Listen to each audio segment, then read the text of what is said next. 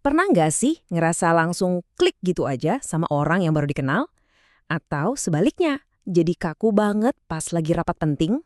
Nah, di balik setiap interaksi, ternyata ada semacam aturan main tak terlihat yang lagi bekerja. Hari ini kita bakal coba bongkar cetak biru di balik setiap koneksi yang kita buat. Coba deh, pikirin lagi.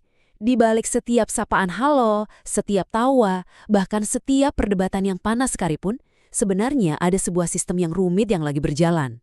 Ini tuh bukan sihir atau kebetulan loh. Ini adalah sebuah pola, sebuah cetak biru yang akan kita bedah bareng-bareng. Sudah siap? Oke, kita akan mulai dari fondasinya dulu.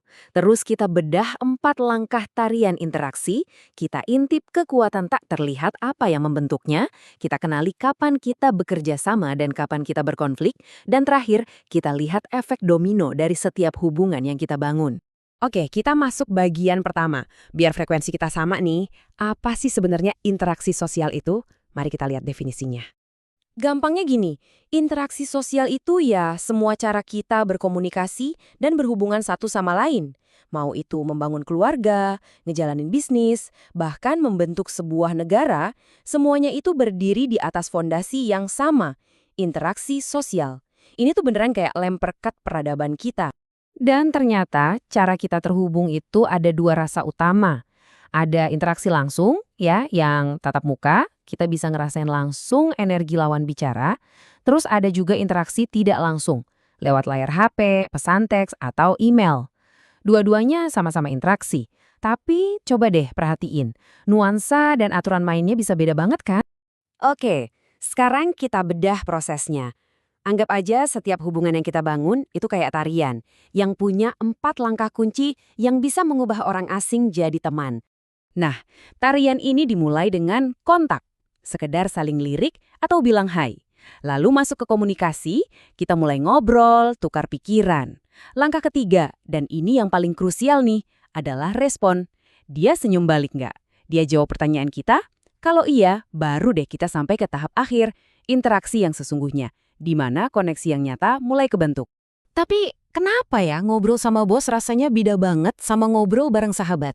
Nah, itu karena ada kekuatan-kekuatan tak terlihat yang ikut bermain di dalamnya. Mari kita intip apa saja itu. Ternyata, ada 4 sutradara utama dalam drama interaksi ini. Pertama, budaya. Apa yang dianggap sopan di sini bisa jadi nggak sopan di tempat lain. Kedua, status sosial. Jelas dong cara kita ngomong ke atasan itu beda sama ke teman nongkrong. Ketiga, kepribadian.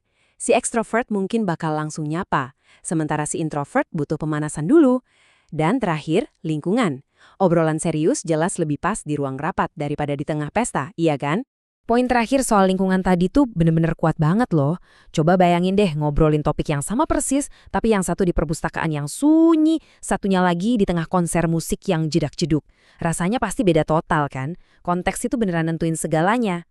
Nah, setelah kita tahu faktor-faktornya, sekarang kita lihat bentuk akhir dari interaksi itu sendiri. Umumnya sih ada 3 hasil utama, kita bisa bareng-bareng, saling lawan, atau sesuatu yang lain. Di satu sisi ada yang namanya kerjasama, ibaratnya kita semua satu tim ngejar tujuan yang sama. Tapi di sisi lain ada kompetisi. Nah ini kayak kita lagi di lintasan lari, masing-masing pengen jadi juara satu. Dua-duanya sama-sama bisa jadi pendorong, tapi caranya beda banget. Dan lalu ada bentuk ketiga, konflik. Ini yang terjadi kalau tujuan kita dan tujuan orang lain itu saling tabrakan. Udah bukan lagi balapan, tapi jadi pertarungan. Ini adalah sisi interaksi yang paling intens dan seringnya paling merusak. Tapi ada satu lagi bentuk interaksi yang lebih halus, tapi dampaknya dahsyat. Namanya akulturasi. Coba bayangkan, 2 budaya yang beda banget ketemu, terus berinteraksi dalam waktu lama. Pelan-pelan, mereka bakal saling pinjam, mulai dari makanan, bahasa, sampai musik. Nah, itulah cara budaya kita terus tumbuh dan berevolusi. Jadi, buat apa sih kita ngomongin ini semua? Gini, karena setiap interaksi, bahkan obrolan paling singkat sekalipun, itu efeknya kayak kita lempar batu ke kolam. Pasti bakal ada riak-riak yang menyebar. Dan riak itu punya dampak yang nyata, bisa bagus, bisa juga jelek. Riak positifnya, ya kita bisa bangun hubungan yang lebih kuat, nambah ilmu, dan kerja bareng buat bikin hal-hal yang luar biasa. Tapi ada juga riak negatifnya. Bisa memicu konflik, menciptakan kesenjangan sosial, atau bahkan bikin ketergantungan yang nggak sehat.